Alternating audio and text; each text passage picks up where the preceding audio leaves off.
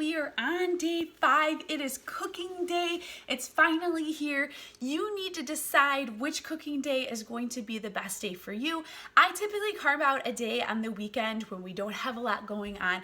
Typically Sundays, like midday, is usually a good time for us to kind of lay low and not have a lot of stuff to go on. So Sunday is typically my cooking day.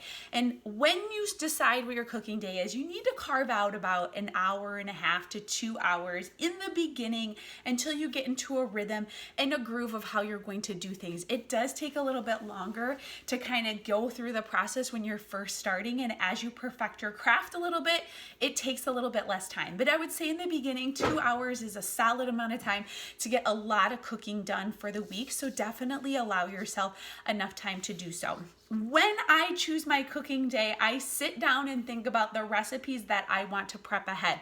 Every time I make a meal plan, I try and throw a couple of things in there for the week that hold up well as leftovers in the refrigerator to eat on those nights that we have a lot of activities going on. So Sloppy Joes and tacos and casseroles and soups and things like meatballs and spaghetti and pasta recipes, those things hold up pretty well throughout the week. So kind of think about prepping those things on your cooking day.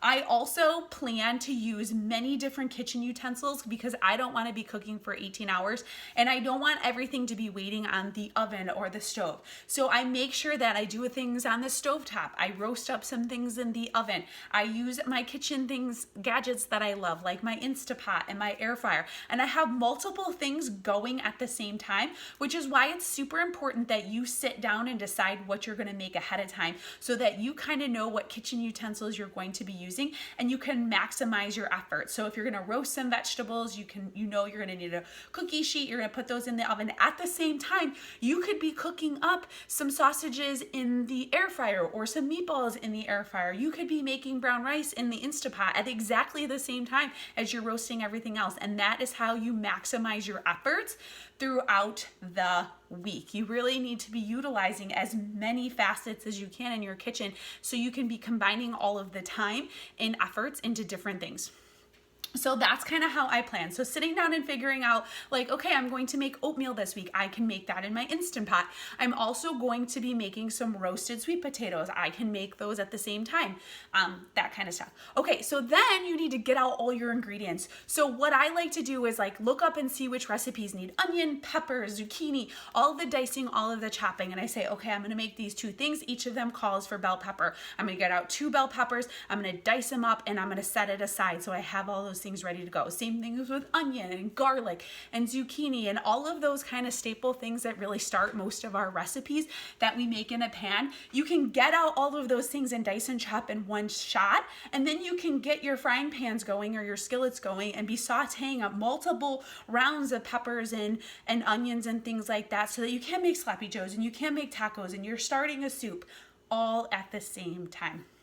So it can seem a little bit overwhelming when you get the cooking going, but if you've done some of that pre-work of figuring out how many onions you need to dice, how much garlic we need, all your spices are sitting out, you got your measuring spoons, your measuring cups all out, all the bowls you're gonna need, all of the different utensils, the blender, whatever, you're ready to go. And that's how you can really maximize your effort because 2, like you're saving yourself on dishes throughout the week. Like think of who wants to wash like all the bowls and the recipe pans and the cookie sheets and all of that stuff all week long. Like your kitchen can be a complete disaster in this process, but at least you're doing that once a week instead of every single night. The only dishes that we have to do during the week are the ones that we like ate on and we throw them in the dishwasher and it's no big deal.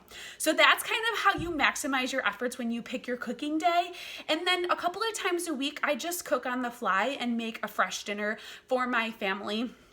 But I've already done all the chopping and cutting and dicing on that either cooking day or on that food prep day. So the night that I actually make a fresh meal from scratch, it's really not from scratch because I already cut up all the broccoli and I know it's washed and cleaned and ready to steam.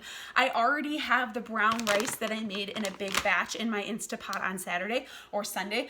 All I have to do is make whatever, the chicken in the air fryer and I'm good for dinner. Or all I have to do is throw together, my little enchiladas or my soup or whatever the case may be. most of the work is already done, so it takes half the time to make the recipe and half the dishes to make the recipe, which is huge. So hope these tips help you. Thanks you guys for tuning in. Have a great day. Tomorrow we're going to talk about more time-saving tips.